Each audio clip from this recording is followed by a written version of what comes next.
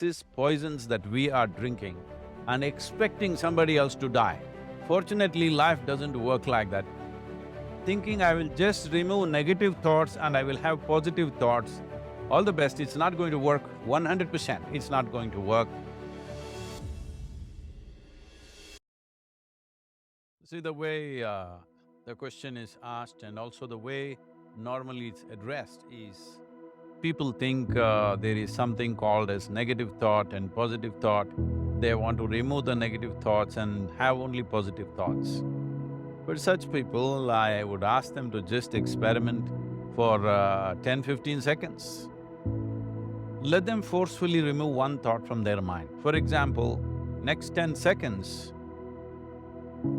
just don't think of a monkey. Try not to think of a monkey for next 10 seconds. You will see you will be full of monkeys. So what I'm saying is, this is the nature of your mind, because in this mind, all the three pedals are throttle. There is no brake, there is no clutch. Whatever you touch, it will only go faster. In this kind of mind, people have been taught from moral teachers and religious teachers, do not think about bad things. Well, since then it's been a full-time job. So there is no way you can handle the mind like this. This doesn't need any great enlightenment. If you spend 2 minutes with your eyes closed, you will realize you cannot do anything forcefully with this mind. So, I want to remove negative thoughts. Do not ever go in this direction, because what you want to remove will become your quality. Always you will be on it. So what should I do? The thing is this, without understanding the fundamental mechanism of this mind, because our mind, human mind, is the most sophisticated computer on the planet. Even all the supercomputers have come out of this. When this is the case, is it not important that we understand the mechanics of how it functions?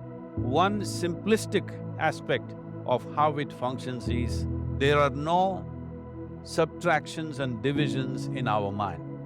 There is only addition and multiplication. If you try to do something with it, it will say one more. If you try hard, it will multiply into many more.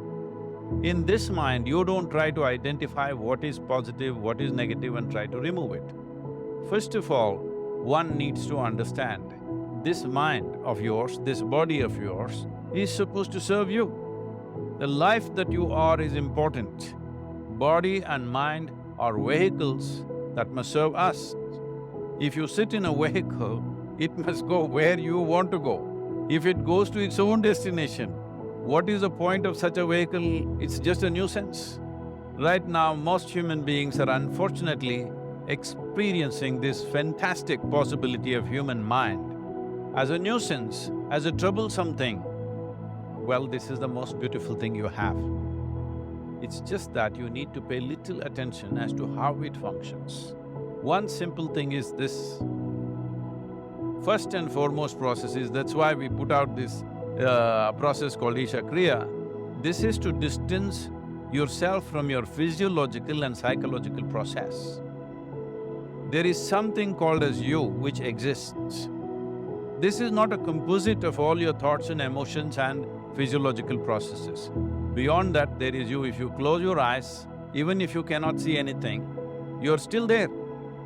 It is through the window of your eyes that you're looking out, but if you close your eyes, it doesn't mean that you don't exist, you still exist. So beyond your thought, you still exist, beyond your emotion, you still exist. So that you, the life that you are, this has to come into your experience. Why is it that you're not allowing that to come into your experience, which is the most significant aspect of who you are? Who you are right now, the most significant aspect is, you and me are alive right now, this is it. What I'm thinking, what you're thinking is not the important thing. We are alive right now, that is the important thing. So, it is important that you focus on this fundamental sense of aliveness within you, and then you will see there is a natural distance between you and your thought process. Once there is a distance between your psychological process and your physiological process, this is the end of suffering. Because there are only two kinds of suffering that human beings go through, physical suffering and mental suffering. Once you create a little space between you and your mind, between you and your body, this is the end of suffering. This is something every human being has to experience and know. Otherwise, thinking I will just remove negative thoughts and I will have positive thoughts, all the best, it's not going to work 100%, it's not going to work because nobody can remove it, they can avoid it for some time. So when negative thoughts come, you say Ram Ram, Shiva Shiva, whatever you want, but this is just avoiding, it's not gone. The moment you stop that, it will pop back with great force, otherwise it'll come back in your dreams. So it's very important. First of all, you need to understand your anger, your resentment, your fear, your anxieties, the negativity that you generate. Generally, resentment, anger, it is always directed towards somebody. But we need to understand this is poisons that we are drinking and expecting somebody else to die. Fortunately, life doesn't work like that. If I drink poison, I die. If I drink poison, you don't die. So, we need to understand this. When I say poison, today you can have yourself chemically analyzed. Right now, what is your blood work, what it says? 5 minutes of intense anger, check your blood work and see, there will be lots of negative elements in it, literally you're poisoning yourself. So, do you want to poison yourself? Definitely not. Now the very question is coming from certain helplessness, what shall I do? Don't do anything, just sit back and just concern yourself with something which is a life process. Maybe your heartbeat, maybe your breath, maybe just a sensation of being alive.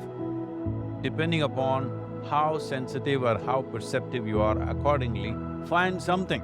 It could be a sensation in the body, it could be breath, it could be heartbeat, it could be anything, something which indicates life to you. Just pay attention to that for some time. Slowly you will see there is a distinction between what is you and what you have gathered, which includes both your physiological and psychological possibility or mess, whatever you made out of it.